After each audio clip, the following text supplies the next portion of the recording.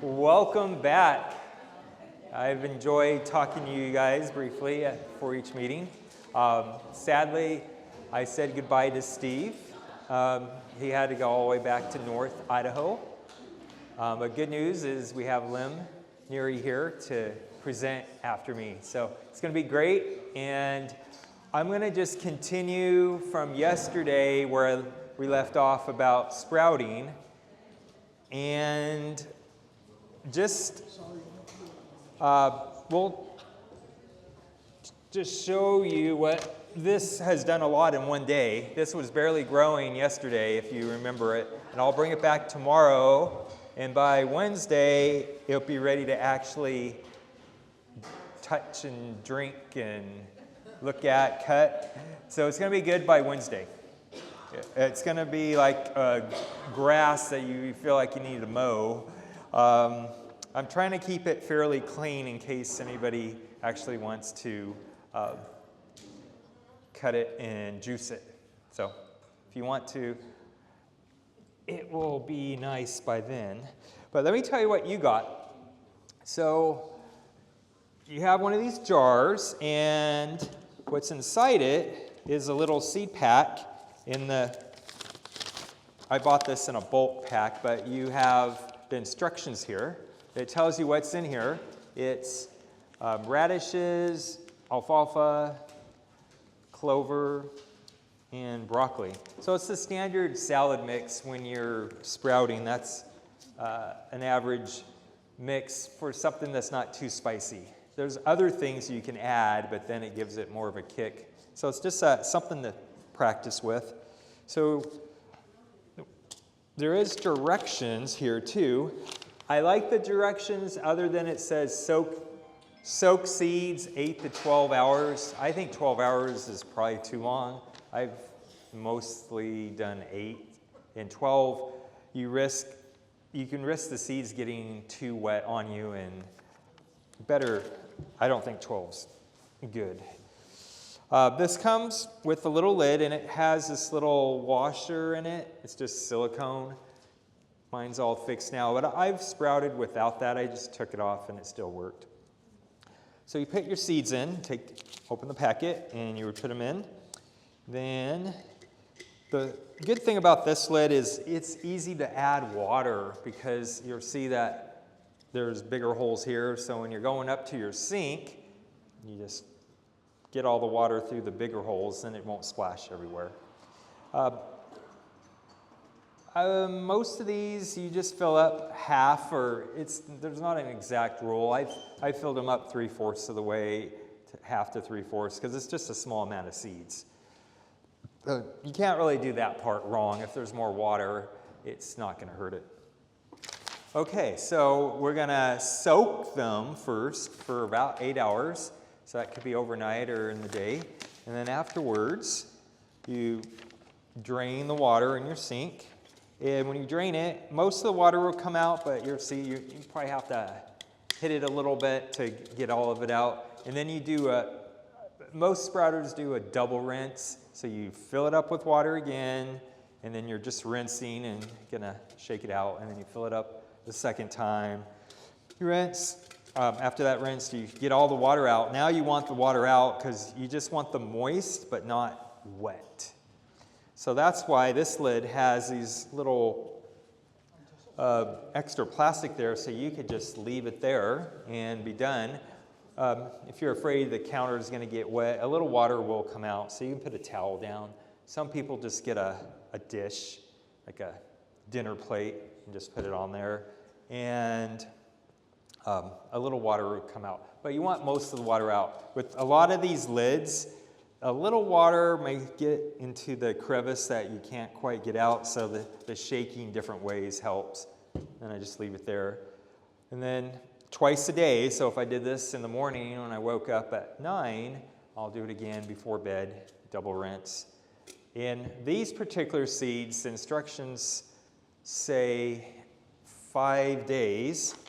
So by day 5, this should be at least halfway full with some sprouts, some similar to what you saw yesterday with Steve. So it should be noticeably seeds with little tails. Some of them, I think when I did this one, it actually gets kind of long, so you could leave it there a little longer, but by day 5, they're ready to eat. And if you prefer, when you see this instructions, you could put this in a bowl and do traditional way at an angle if you want to. I've done both ways and they both have worked fine. So this is very friendly. Even if you do something a little wrong, it's probably still going to turn out fine. So according to this, they're ready to eat in 5 to 7 days. So I like the 5 to 7, so I can have a little bit on day 5, a little bit on day 6, and finish it up on 7. Unless you're a person that wants a huge sprout salad and you're going to share it with family, then it might be gone right away. All right, so that's what you got here. Now, my favorite thing to do is wheatgrass, because I have the wheatgrass book that you heard about yesterday. There's 2 famous people in history that did a lot of research on wheatgrass, and one's the Sprout Man, and there was another, I can't remember, Amy something, wrote a really nice wheatgrass book. And I have both books if anybody wanted to look at them later. But the wheatgrass, when you do this, you would use your same jar. It's helpful sometimes to have 2 if you're going to do a big tray like me, but you could do half a tray. And wheat berries is all you need. I use the wheat berries. You can get them wherever you want. I get them from the Boise Co-op because it's $1.99 a pound, and that's cheaper than most online places now. I don't know why they're so cheap, but it's $1.99 and they come out good, organic wheat berries. Yeah, hard winter wheat and hard spring wheat are the 2 types.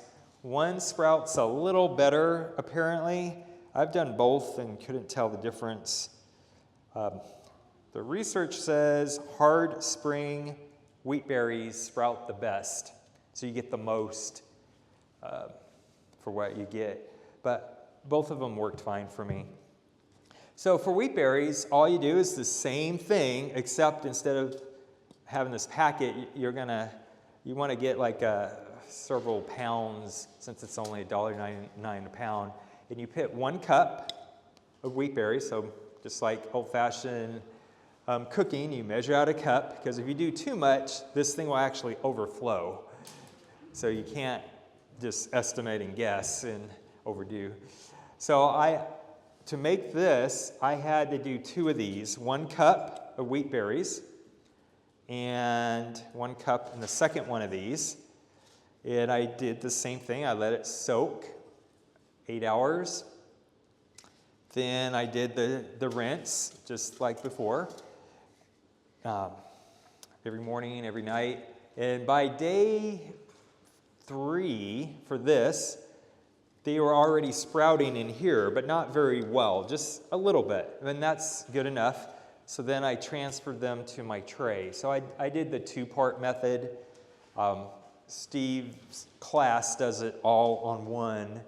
He skips the jar method and does it here. You can do it different. I'm doing it the old traditional way.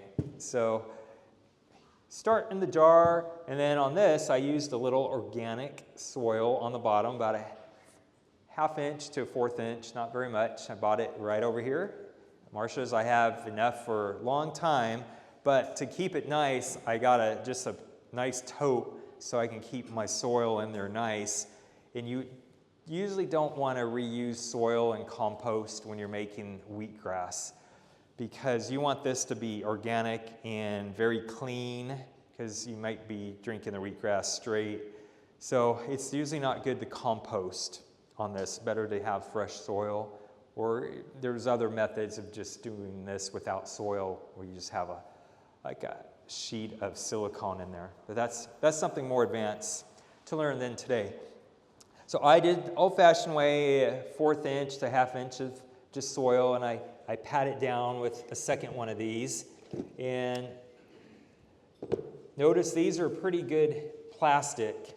If you go try to buy these in any stores, they're all really cheap plastic and they'll break on you after one-time use. So this type I just got from True Leaf Market. They're just sturdy.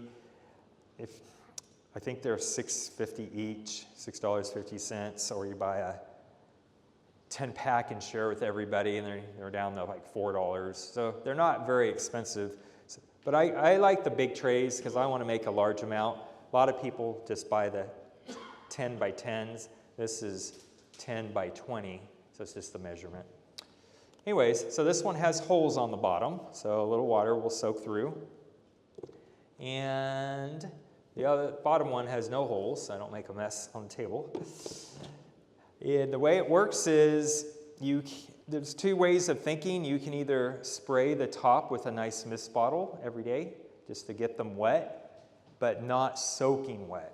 That's where mold comes in if you overwater. So I do a nice mist, spray quite a few times, and you just do that twice a day. Unless they're looking too wet, then you can skip. Or the second way of thought is you bottom water. So I just bring this to my sink. You lift this up, and you just put a ½ inch of water in there, and you're done. A lot of people like the bottom water method because the theory is it's going to make those roots want to crave the water, and it's going to make your grass grow more and quicker. And then you have less risk for the mold as long as that water gets soaked up every day. If you overdo the water again, then if it starts getting slimy down there, that's a sign of something's wrong. You don't want it to be slimy water because then that could lead to mold. So that's all I've done. We're just here now for 2 more days. I need to either mist or bottom water. And then once it's ready, what the exciting part is you would harvest it. So some nice scissors that you clean off with alcohol pads, something sterile. You wash your hands because you don't want to contaminate your live food. That's where some people get in trouble if they contaminate the food with dirty hands or dirty scissors, and then they're putting that straight in their body. So not good to do it that way.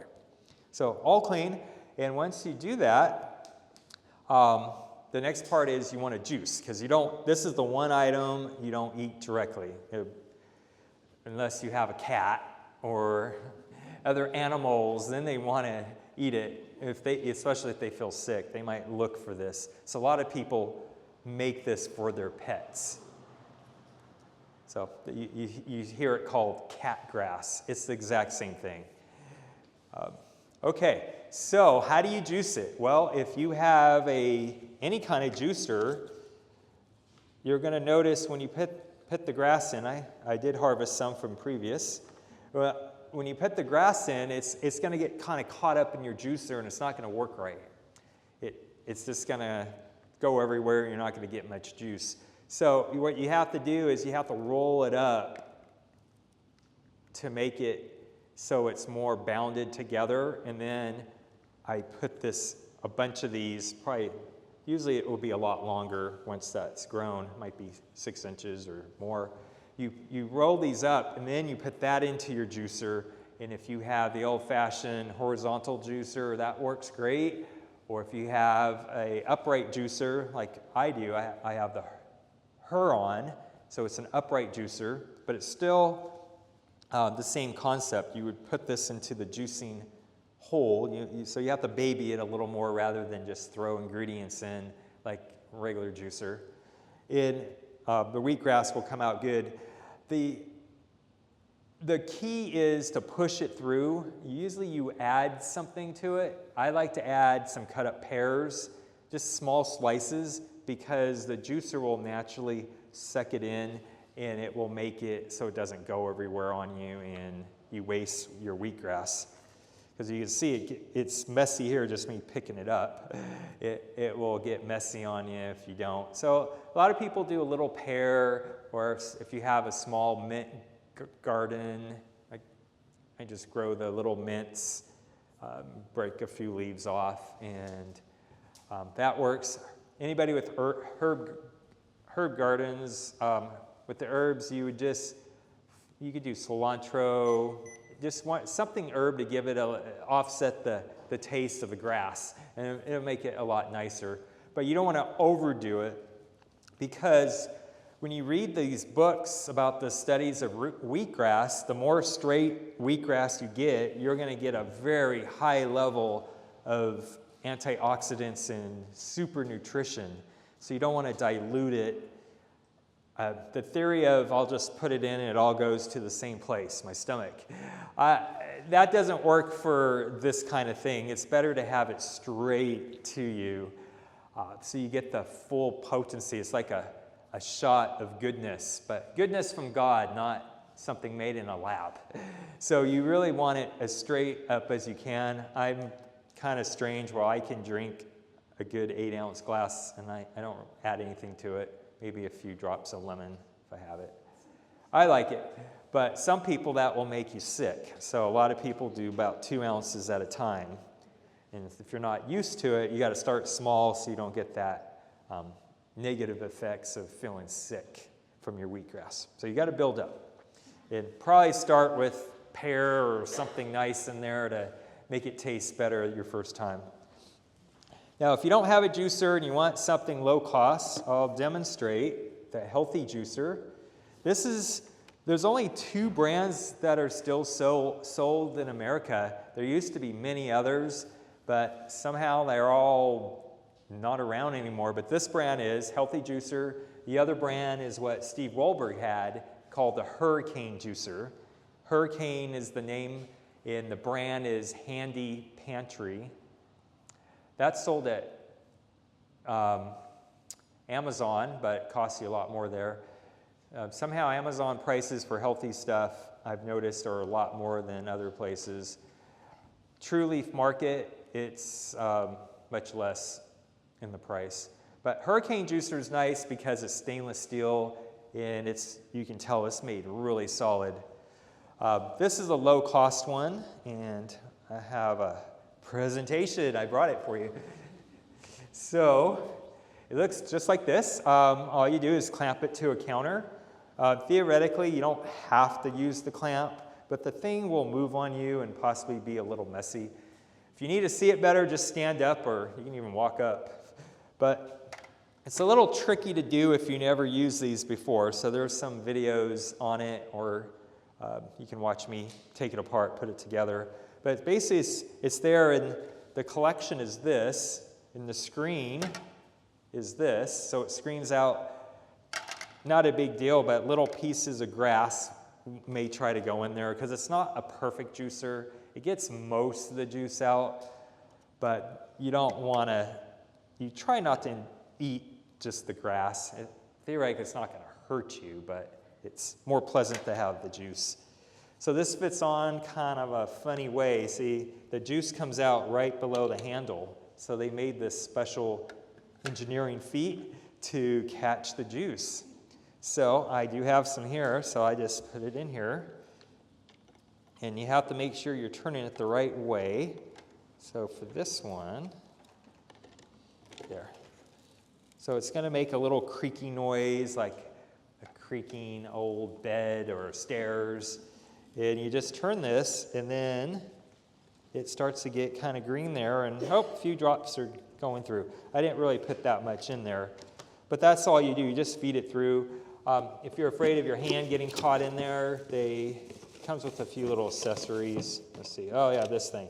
I've never used it, but if I wanted to put a big bunch of wheatgrass, I just put that in there, and then you can push it through. You can just turn it. You don't have to be very strong to do this. Since this is low, I don't want to hurt my back bending over for this, so I'll stand like this, and then I'll just crank it until I see the juice coming out, and you make sure this doesn't fall. I do little batches at a time. If you try to do a really big, thick wad of the wheatgrass, the thing will get a little stuck on you, then you have to have more strength. But pretty easy. A child could do it. But I wouldn't recommend that because if you bump this thing and someone's not paying attention, your wheatgrass juice goes on the floor. So it can be messy your first time. If you have somebody else in your house, they can kind of hold this steady or just watch it so this doesn't accidentally hit. So I have it on there just right. So it's engineered pretty well, but there's not much clearance when you do this. So if anybody wanted to practice cranking this, go ahead and see. Just don't be surprised if it moved on you if you started to crank too hard. So kind of fun. This is the lower cost juicer. Honestly, I got this for $55, but that was a few years ago. Because Amazon took over, they raised the price way up to $79.99. And the company used to sell them directly for $55, including postage and no tax. So everything else, that's just an example of I'm sad the company doesn't sell directly anymore. You still go to their website though, it's still active. You just type in healthy juicer and you're going to see a box and machine just like this. They talk all about it.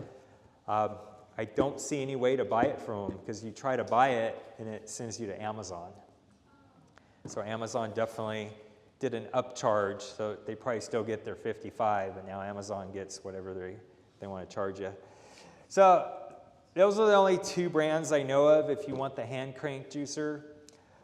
I like this because it's so easy to do, and you can take it apart, and according to their instructions, you can clean it in less than a minute.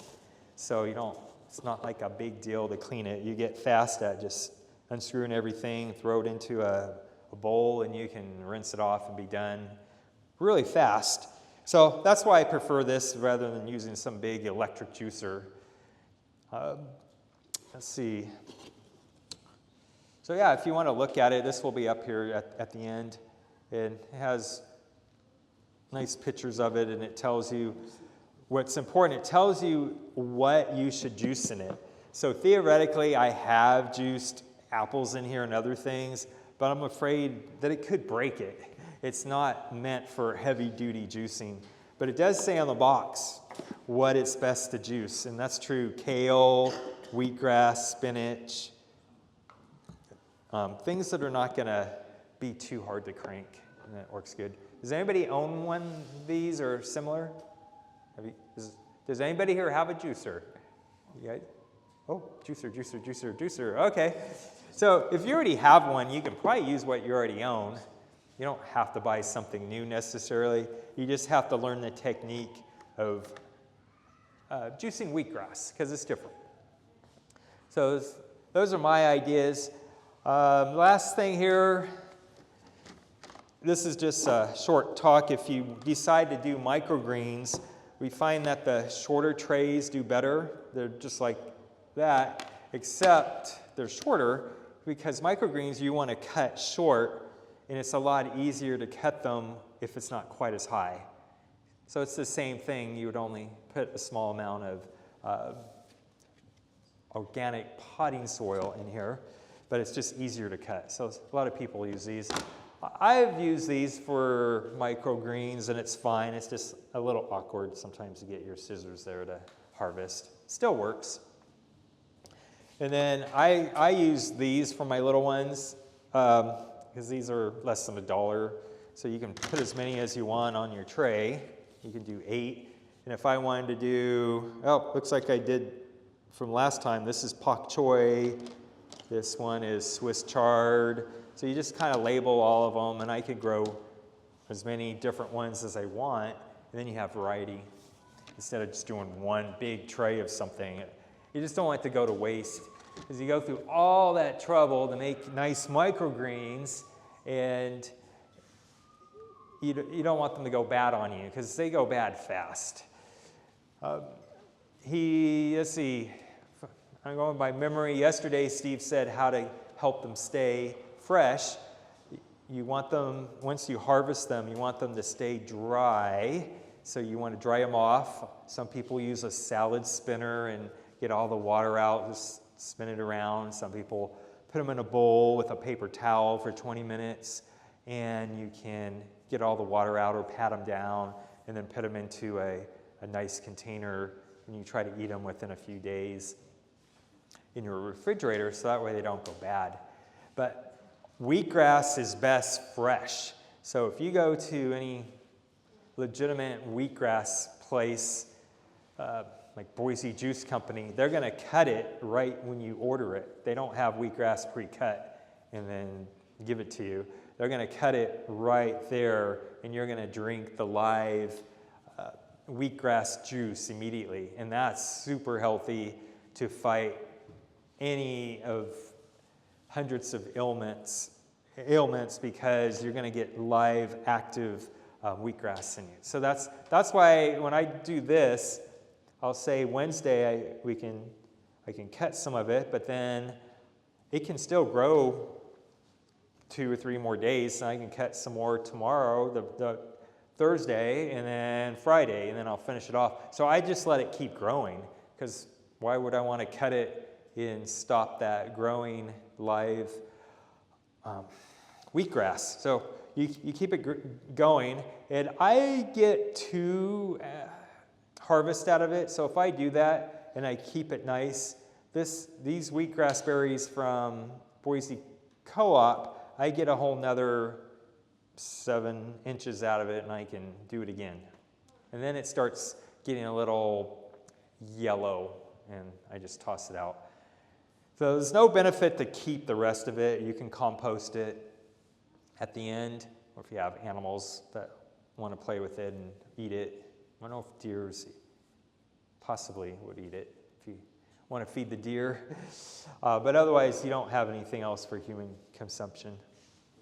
So, okay.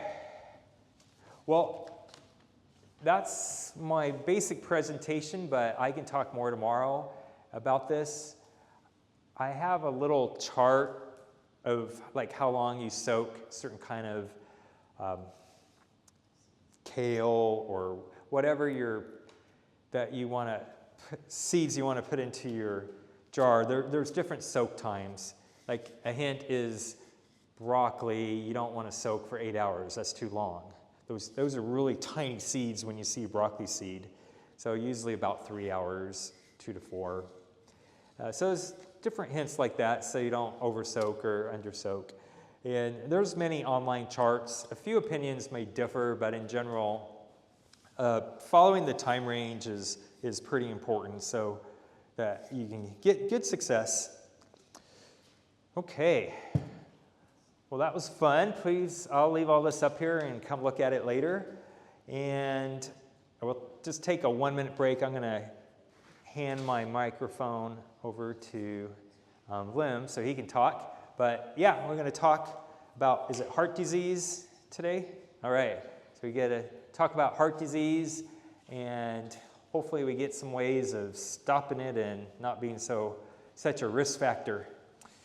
Okay, well, my name is Paul, and I'll have Lim here in a moment. All right, I think I need to introduce myself a little, because most of you don't know me, but actually I'm a PK. You know what a PK is, right? A preacher's kid. My wife is an MK. MK means missionary kid. Yeah, she grew up actually in Africa, so yeah. Grew up there in Kenya, Tanzania, Ethiopia. Basically, we have 2 kids, actually. We have 2 adult kids. They are now, my daughter, who is the one who's married, she lives down in Arizona with her husband, Chris Miller, who originally comes from Michigan, I'm sorry. Sorry, you have to excuse my accent, and I still have this heavy Filipino accent, even though I have been staying here in the States for 23 years now. We came over here a year after 9/11, by the way. Yeah. So I pastored most of my life down in Southern California, and then I spent 4 years pastoring in the East Coast, over in Maryland, then came back to California. I don't know why, we have a saying among pastors, if you go to the East Coast, you will say something like, you say something like, what's this now? This is the will of God. But if you come over to the West Coast, you will say something like, this is my will. Yeah. People, anyway, people have to. So we have 2 kids, as I have said. We have a daughter and a grandson. We have a grandson now who is 4 years old. They came here last Christmas, and they'll be back here visiting us in July. So we look forward to that time. I have a son. Both of them are graduates, actually, of a school. We have a school down in Michigan, in Andrews University. And my son, of course, he is a graduate of commerce degree or a business degree, but he joined the U.S. Navy, and he's based right now in Japan. Yeah. So next month, we're going to visit my son. We'll be spending 2 weeks in Japan. Wow, that would be a nice plan. Huh? Well, I have been to Japan years ago, because you see, I had been a pastor, and we had some meetings also held in Japan.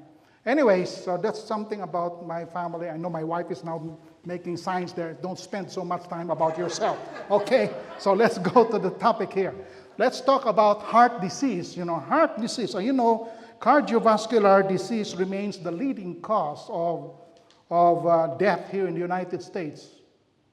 1 in 4 deaths annually here in the United States is caused by heart disease. And over 60 million Americans have some form of cardiovascular disease. Now we know, of course, there are some people who are born with heart problems, right? Most people, of course, are getting the disease because of their poor lifestyle choices. Remember, we're engaged in a battle, my friends.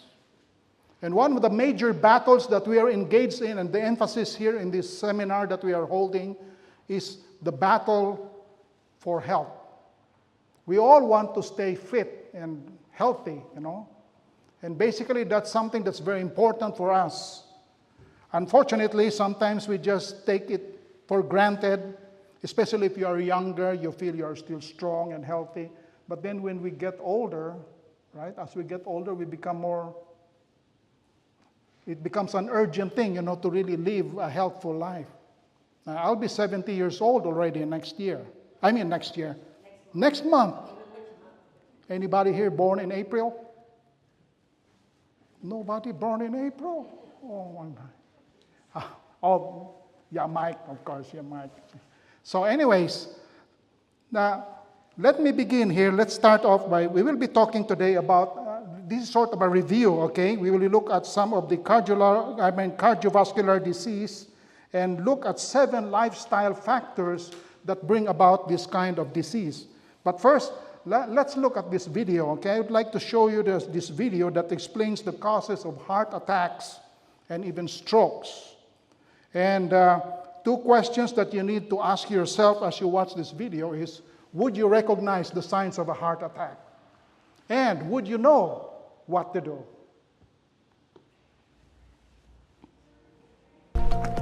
Are you okay?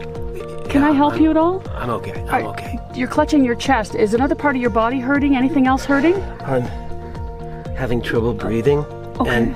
and my arm's a bit sore. All right, you know what? I'm going to call for some help, but let me get you into a more comfortable position. Come on over here. Let's get you down on the ground. I think you'd be more comfortable this way. Great. All right. And I'm going to call 911. You stay right here. Help's on the way. They should be here really soon. I'm going to stay here with you. Okay. There we go. Mark is experiencing a heart attack.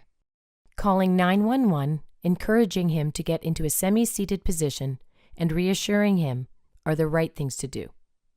If Mark was a family member or friend, offering 1 adult dose of uncoated aspirin would also be recommended if he was safe to take aspirin. Now let's go inside the body to see what is actually happening. The heart is responsible for pumping blood throughout the body via blood vessels, also known as the circulatory or cardiovascular system. The blood carries life-giving oxygen and nutrients that are needed by every cell and tissue in the body. Keeping our arteries healthy, clean, flexible, and free of plaque is key to ensuring cardiovascular health. The heart is a muscle, and just like every other organ and tissue in the body, requires blood and oxygen to stay alive. The heart receives its own supply of blood from a network of arteries called the coronary arteries. A heart attack occurs when there is a blockage in one of the coronary arteries. Without blood and oxygen to that part of the heart, the tissue begins to die. If left untreated, permanent tissue damage or death will occur. A blockage can occur for a few reasons. Young, healthy arteries are flexible and elastic, but over time the walls of our arteries can harden and become blocked. Atherosclerosis is the buildup of fatty tissues called plaque, which can narrow our arteries and restrict blood flow. A heart attack occurs if there is a blockage in one of the coronary arteries. Blockages can also occur for other reasons. Sometimes the plaque can break away from the wall of the artery and disrupt blood flow. Plaque can also break off, causing a blood clot to float freely. If the clot blocks blood flow through a coronary artery, it causes a heart attack. If a clot reaches the brain, it can cause a stroke. As a first aider, your job is not to diagnose. You will not be able to determine if in fact it is a heart attack, as naturally we cannot see inside the body. But your job is to recognize the signs and symptoms of a heart attack and act fast. Getting someone to the right hospital for the right care can make the difference between life and death.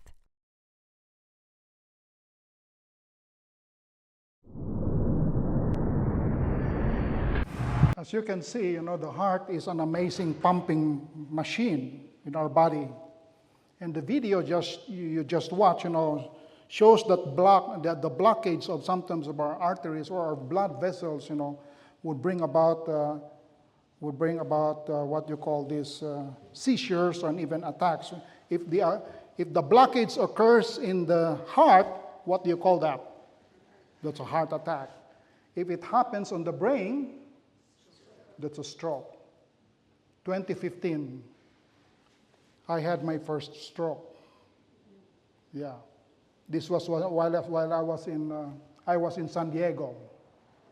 The thing is that we were even on a hike with my wife and my daughter at that time. We were going up to a place called Potato Chip. I don't know if those of you are aware, because there's a ledge up there on the mountain that's shaped like a potato chip. And people love to go there. They would climb over there to have their photographs taken, But while on the way, they had my stroke, and I was already slurring, and my wife was on one side, and my daughter on my other side, trying to support me. And it's really terrible, when you have a stroke. But thanks to the medical, folks in Grossmont Hospital down in San Diego, I was able to survive. So, let's look at some factors here that contribute to heart disease, okay? And the first one, my dear friends, is unhealthy food. Unhealthy food, okay? We have to remember that in the very beginning, the diet that God gave human beings, is still continues to be the best one. And what was the original diet of human beings? Huh? Well, it was plant food. Yeah, it was plant food, grains, nuts, And plant foods, as we know, is especially very good for healthy heart as well as the blood vessels. And we know that even in the animal kingdom, we observe the animals that eat primarily grass or greens or even grains, they grow strong and healthy.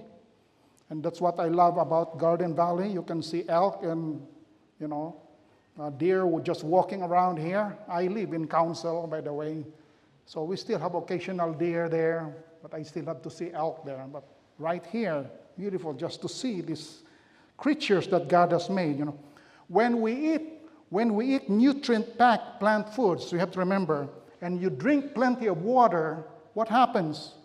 It thins your blood, making it flow even more, much better through your blood vessels. And we will have even more energy and better health because these vitamins, these minerals in these plant foods, the phytochemicals, for example, and oxygen will get through our cells faster. But you see, the problem is that many people today, they do not eat the diet that God gave in the very beginning. Over the past 100 years, there has been a major shift, by the way, in world's eating habits. We have changed from eating primarily, unrefined, whole plant foods to processed foods that are high in calories, but they are low in nutrients. And by the way, these high sugar, high fat, low fiber diets cause a lot of problems. Cardiovascular disease is one of them. Okay? You see, when refined foods that are low in fiber and high in sugar are eaten, the blood is overloaded and it becomes thick and slow, sluggish in its movements down through the blood vessels. And animal fat and cholesterol from meats also cause the same problems. So circulation slows down, the cells receive less oxygen, and this raises, of course, our blood pressure, and it causes further damage to the brain as well as the blood vessel cells. And more plaque also builds up on the walls of our arteries, and so we see this deadly cycle going on and on. So heart disease, continues to claim more lives than any other condition. But here is good news. I want to share with you good news. I was just reading an article some time ago. Here it is. Leafy green vegetables have emerged to be the unexpected friend to fight for better health. What did I say? Leafy green vegetables. And this is based on a study made in Denmark by a certain Dr. Catherine Bondono. She highlights the powerful benefits of vegetables. So even if you are eating meat, for example, like I do eat meat. I'm flexitarian. My wife is vegan. So it's kind of opposites, really. When we are at the table, but whatever she serves on the table, I always eat it because I know it's for my health. That's kind of ironic, actually, because I grew up in a vegetarian home. My father was also a pastor, and so the emphasis was on eating vegetables, but we were lacto-ovo, we were eating having dairy and eggs. But then, as I grew up, so I call myself now a flexitarian. So there are vegetarians, I'm flexitarian. Anybody here who are flexitarians? Yeah, okay. But the point here, the secret, according to this Denmark study, okay, the secret is you eat more vegetables. So even if you are eating fish or meat, always have salads, always have vegetables in your dish, okay, in your menu, okay. So it's important. The primary source, by the way, the primary source of vegetable nitrate in the study that was made by Dr. Bondono of Denmark are just everyday vegetables. Lettuce, for example, contributes 41% of vegetable nitrate intake. Lettuce. And this is followed by, guess what? Followed by potatoes of Idaho. With 22% nitrates.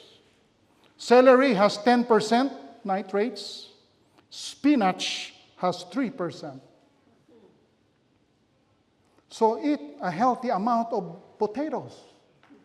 It's really good for your health, you know. You see, a path to a healthier heart may lie in just this simple addition of salads, spinach, and other nitrate-rich greens to our diets. So every day we have choices to make, my friends. We have a choice to make. There's a path that we have to go through, you know. Either, you know, we choose regarding, you know, just go for what tastes good for me, or choose for what is really healthy for me. Now the second is high blood pressure. High blood pressure damages, of course, as we know, our blood vessels, making it more likely to have a heart attack or even a stroke. What's the normal what's the normal blood pressure? 120 over what? 80, right? That's the normal.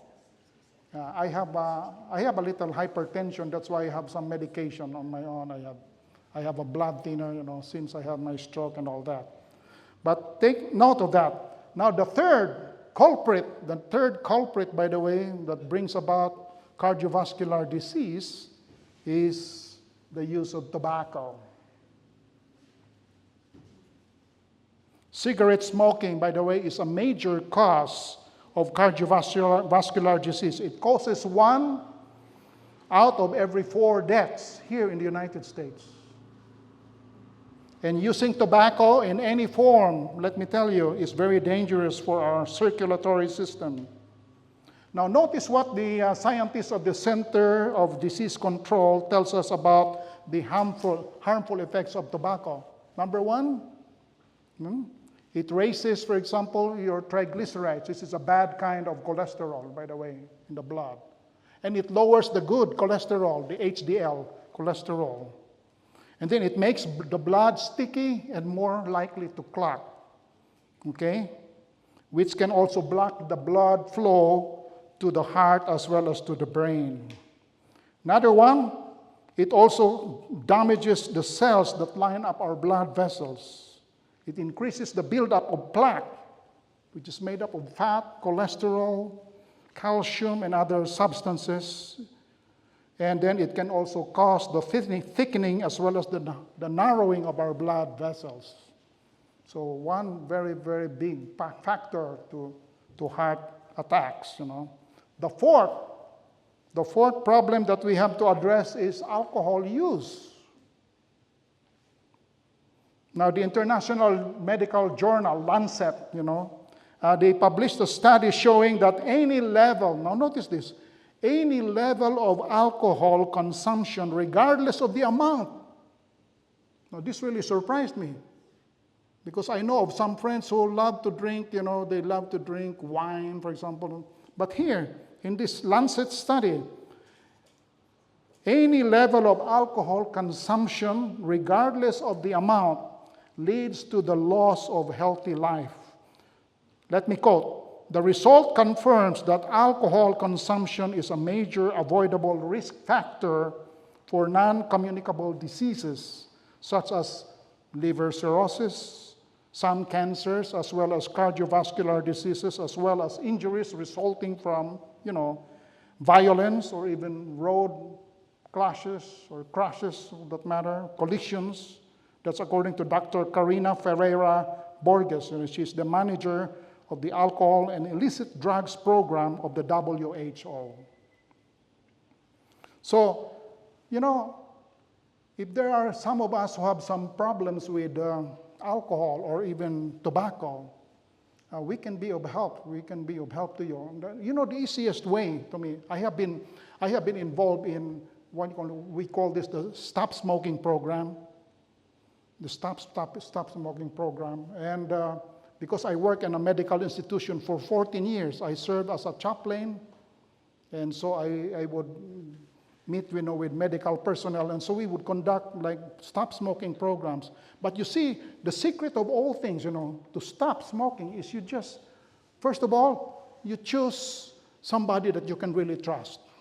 Make him your buddy, okay? And tell that buddy of yours, I want to overcome this terrible habit of smoking, for example. Okay? Please help me. And so make the point of having that person contact you every time. And there's that, when that urge comes, call that person, please come over, or maybe help me, please pray for me. And by the way, my friends, I find that the secret really of people overcoming smoking or even drinking is prayer. Believe it or not. And studies can confirm that. Scientific studies have already confirmed that. Prayer is so important. You see, God always desires the best for us, to have good health. It's part of our, responsibility, not only to our own loved ones, but more so to God.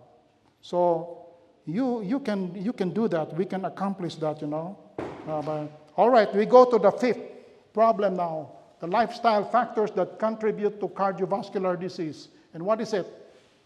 Oh, physical inactivity. You were made to move. I was made to move. God made us to be what? To be mobile individuals. So we are not made to be couch potatoes, okay? And of course, many people today do not move. The majority of jobs, by the way, today, is just sitting in front of a computer, something like that, right?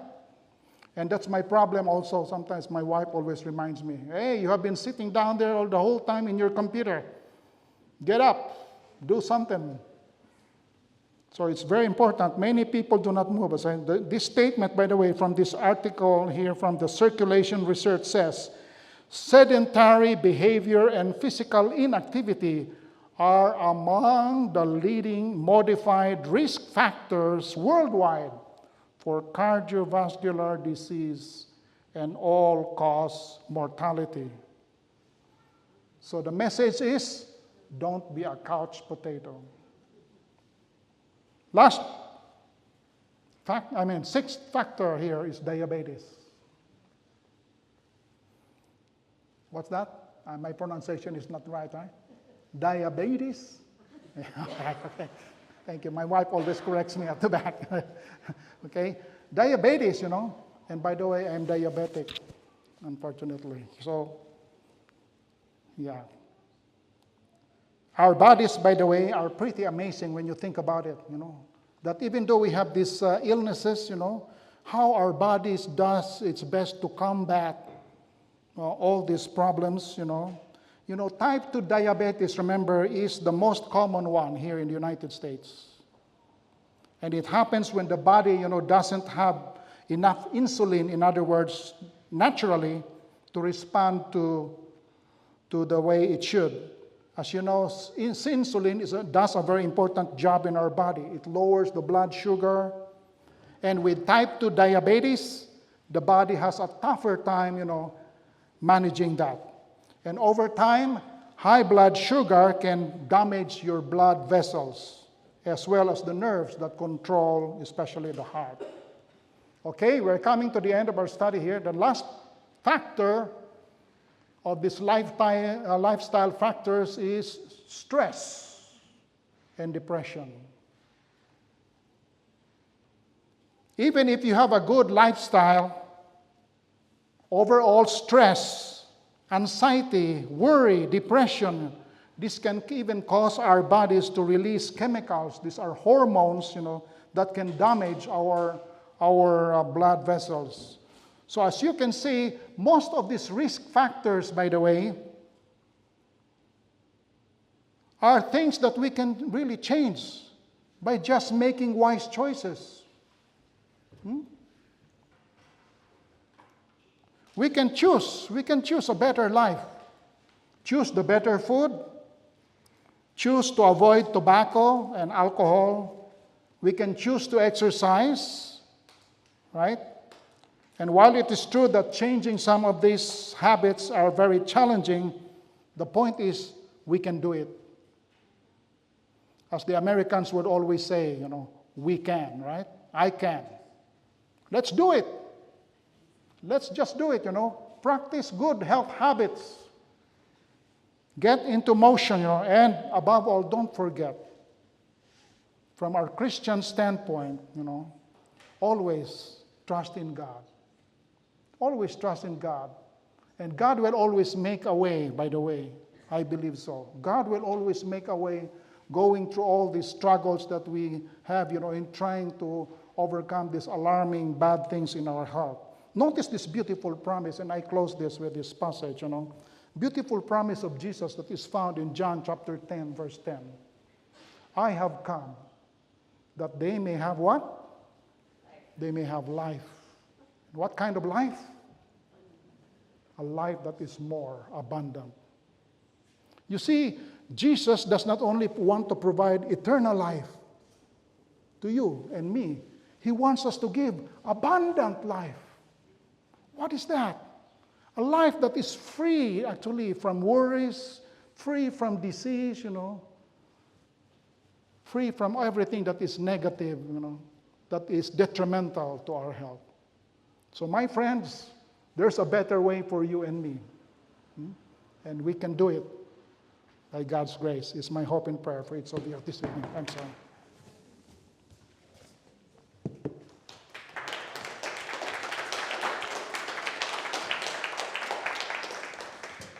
Hey, thanks, Slim. All right. So I'm going to stay up here for anyone who wants to talk about juicing or sprouts or the wheatgrass. I've been doing this for about a year, and I made all the little mistakes already, so hopefully no more, or we can help save you your mistakes. But that's how we learn, so no big deal if something goes wrong. So tomorrow, we have 2 more days. Tomorrow there's a light supper, and it's Mediterranean, healthy style food.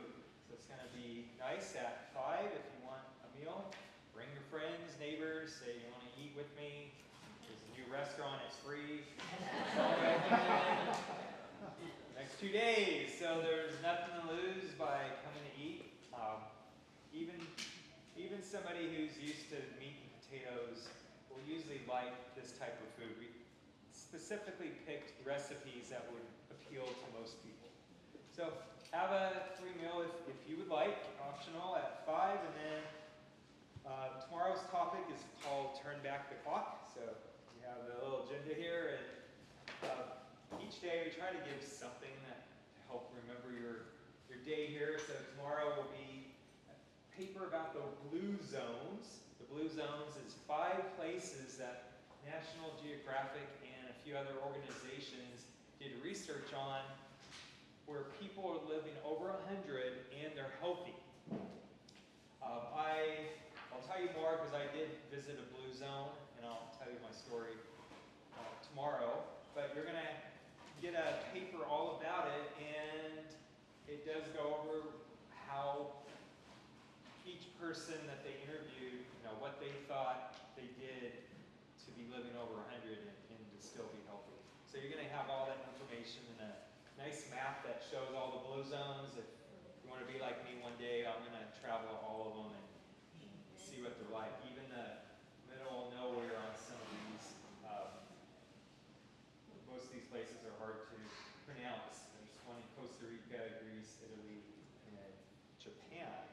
You can go visit. Yeah, if you have time, go to Okinawa.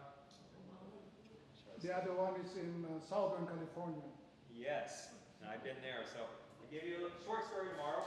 And also I'm just going to print out my soaking time and how much seeds you do for the most common sprouts. So if you want a start point, some of this information is widely known on the internet, but I'll just put in what's worked for me.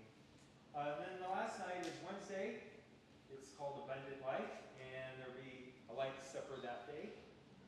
And what you get is the recipe book that is what these recipes are that you're eating. So you're going to get the little book, and you can make your own recipe. Follow the recipe, make your own food. So it's pretty fun. I like the salad dressing. If you go to supermarkets and you cannot find any salad dressing that's not full of garbage and sugar, and I went to the healthiest stores in town, and it was very hard to find something. And then they make you pay $8 for this little bottle. So there's several recipes in this book that I've been trying my thing. I know how to make a basic salad, but I don't want to throw garbage dressing on top of it.